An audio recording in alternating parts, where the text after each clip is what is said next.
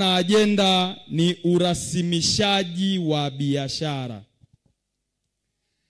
Kwa lugha ya Kiaya tunaita formalization of the business. Tunaweza tukawa hatujui, nianze kwa kutoa maana ya neno nini maana ya urasimishaji wa biashara.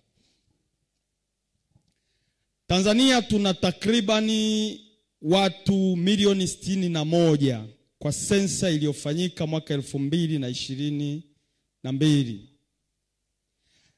Lakini ukienda katika mifumo ya kuangalia wanaofanya biashara katika watu milioni 61, hata watu milioni 3 hawafiki wanaofanya biashara.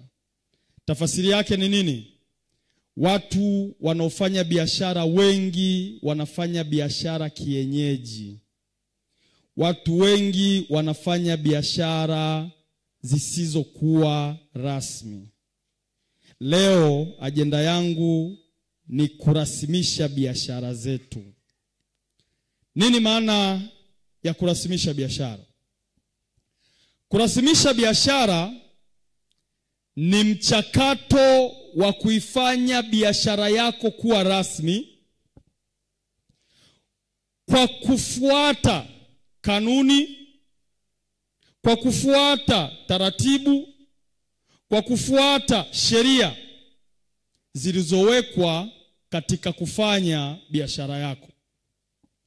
Narudia. Kurasimisha biashara ni mchakato wa kuifanya biashara yako kuwa rasmi kwa kufuata kanuni, kwa kufuata taratibu na kufuata sheria zilizowekwa katika kufanya biashara hiyo. Kumbe kila biashara duniani ina utaratibu wake wa namna ya kuifanya. Kumbe kila biashara duniani kuna kanuni zinazoilinda biashara ile kufanyika. Lakini kumbe kila biashara kuna sheria zimewekwa za kusimamia kufanya biashara.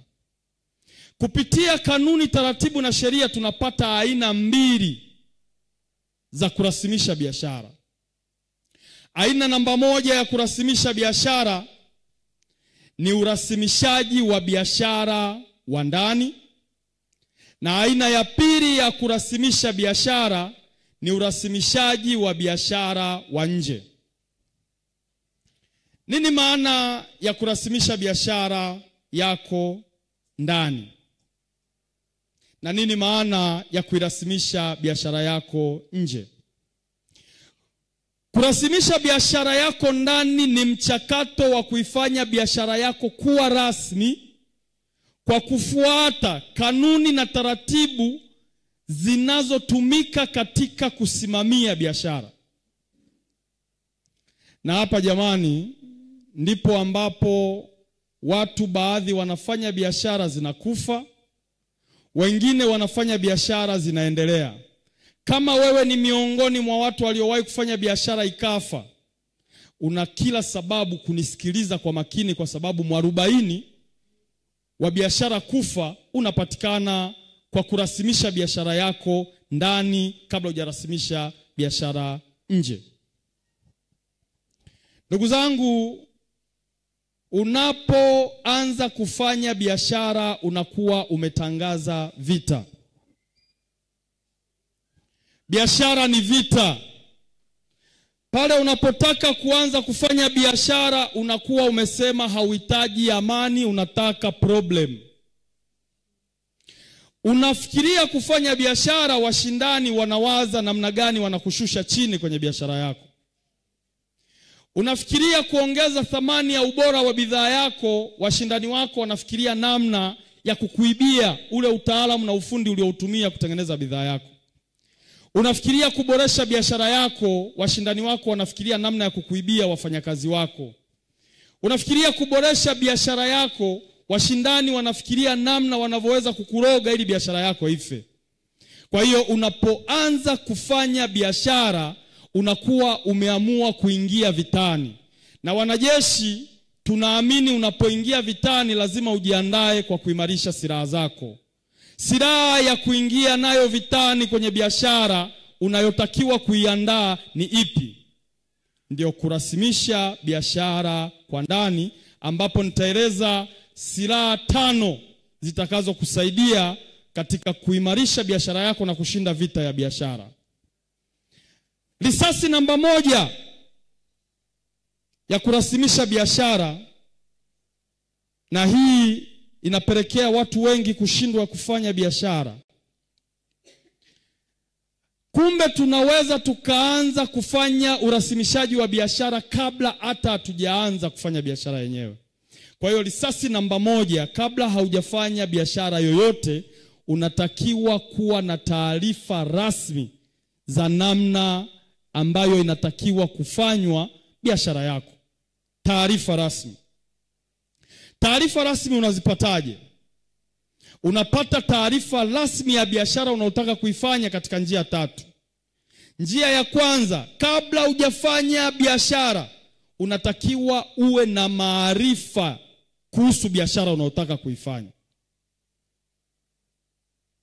Jambo la pili, kabla hujafanya biashara yoyote, unatakiwa kuwa na ujuzi katika biashara unayotaka kuifanya. Jambo la 3, kabla hujafanya biashara yoyote, unatakiwa kuwa na uzoefu kwa biashara unayotaka kuifanya.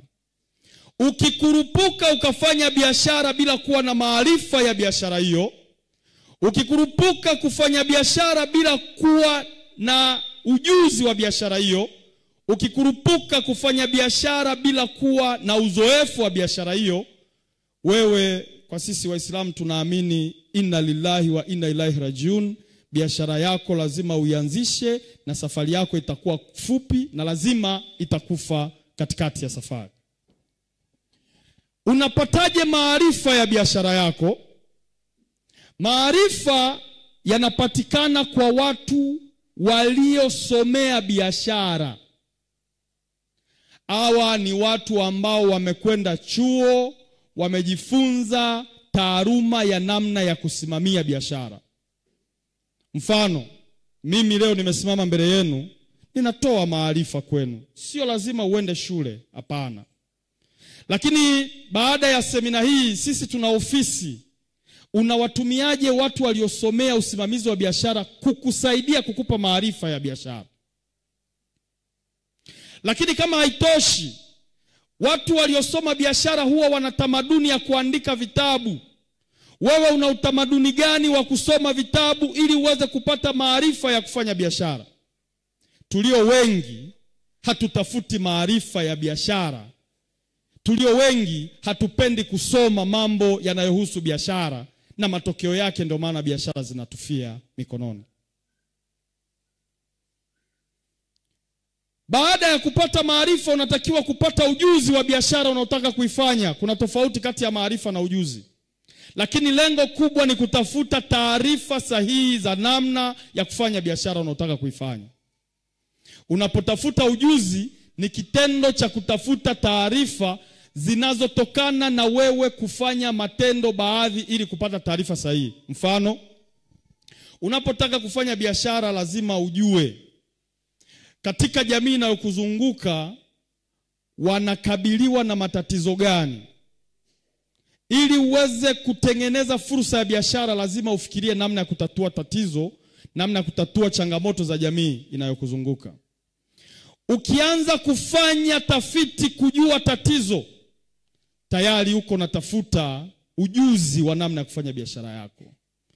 Lakini pia utakapojua namna ya kulitatua tatizo, utatakiwa kujua watakao kuunga mkono kutafuta pesa na kukuletea kupitia kutatua tatizo lako ni wakina nani. Unafanya kitu kinaitwa marketing research. Unatafuta soko la biashara yako. Pale unakuwa unatafuta maarifa ya biashara. Baada ya kujua soko lipo, ninaenda kutafuta malighafi ya kutatua tatizo la jamii inayonizunguka. Je, malighafi natakiwa niitengeneze mimi au malighafi natakiwa niinunue kwa mtu ili niipeleke sokoni? Na hapa ndipo inatengenezwa dhana na tofauti kati ya biashara na mjasiriamali. Nani anaweza kunisaidia kutofautisha kati ya biashara na ujasiriamali? niliwaomba tuwe pamoja, niliwaomba tusisikilize kama mahubiri au mawaidha.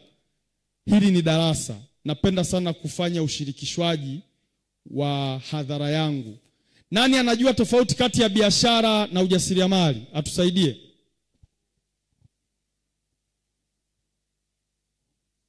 Jamani, mnaniangusha. Hakuna anayejua tofauti ya biashara na ujasiriamali?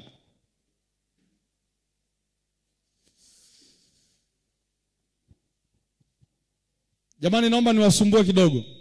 Naombeni tusimame dakika moja. 80. Hali ya hewa jamani sio nzuri, baridi. Tujinyoshe kidogo viungo, turuhusu damu iweze kuflow ili tuweze kuwa na usikivu mzuri na tuweze kuelewa kilichokusudiwa. Asanteni sana. 80 mnaonizidi umri kwa kuamrisha msimame, naomba niwaamrishe tena kaeni muendelee kunisikiliza.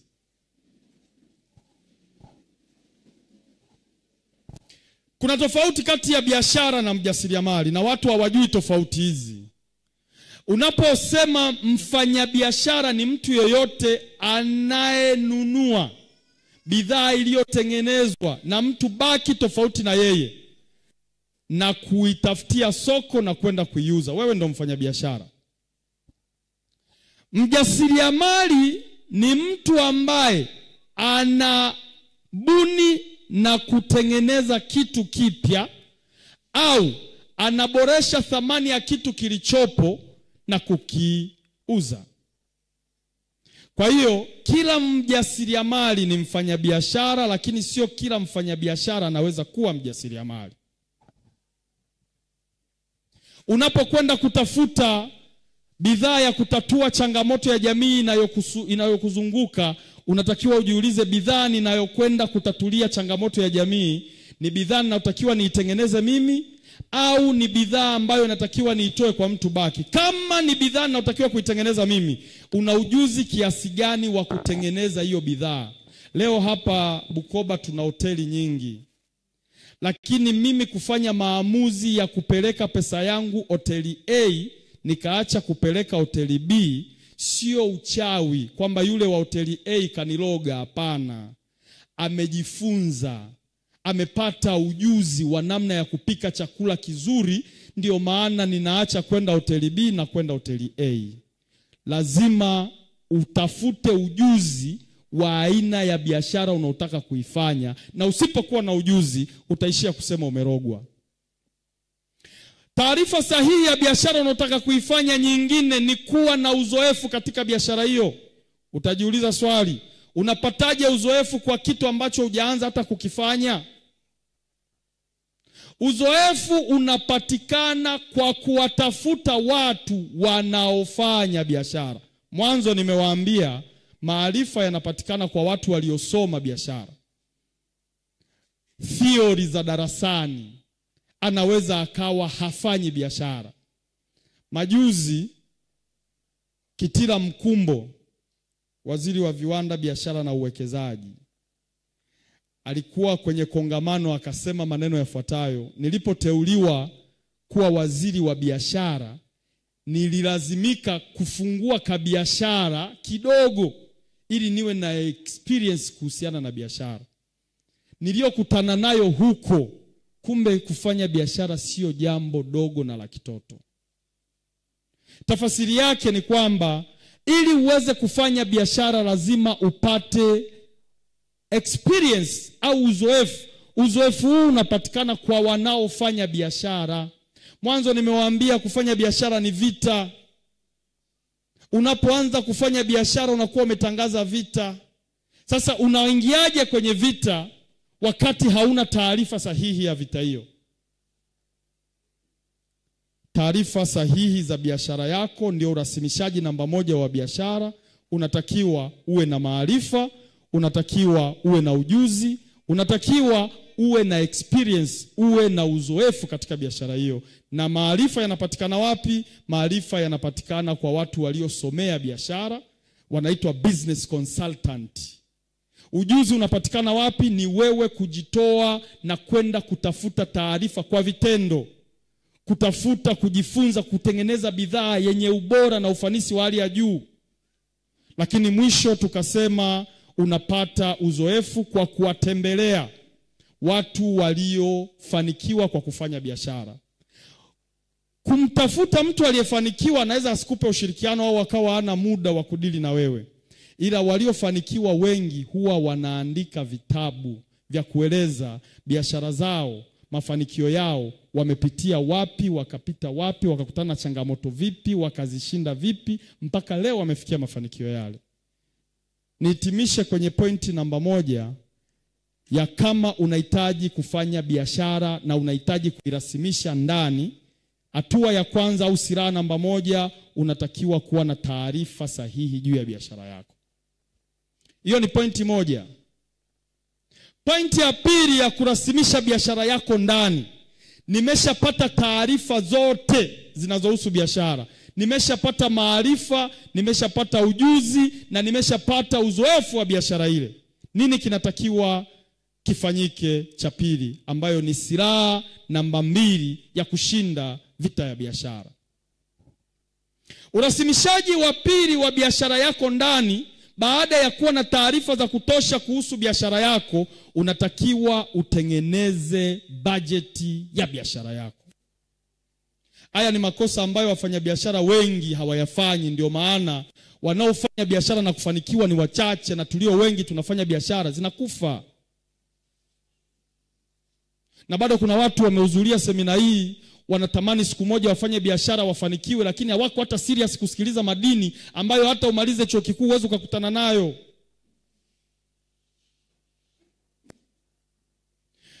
Hatua au silaha namba 2, tunatakiwa tujiandae kutengeneza budget ya biashara yetu. Budget ni nini? Budget ni mpango au malengo ya kutumia kiwango fulani cha fedha katika matumizi fulani ndani ya muda mahususi. Ndio maana ya budget. Kwa hiyo tunapoeleza maana ya budget, tunaangalia vitu vitatu. Cha kwanza ni fedha inayotumika kufanyia nini? Matumizi katika muda fulani. Ndio maana ya budget. Sasa kwenye biashara tunatengeneza vipi budget yetu? Muda umeniishia.